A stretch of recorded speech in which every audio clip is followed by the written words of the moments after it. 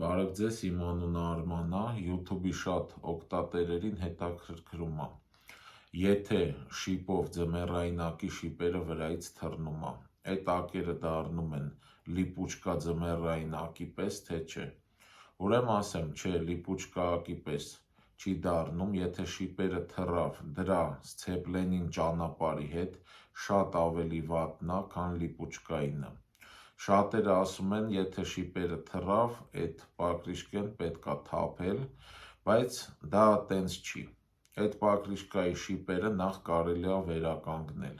Ու երկրորդը,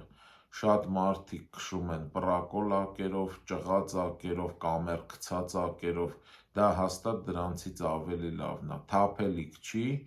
բայց եթե շիպերը թռել է, իրա շփումը ճանապարհի հետ շատ ավելի վատն է դառնում, քան լիպուչկայինը։ Այսքանը ստեսություն։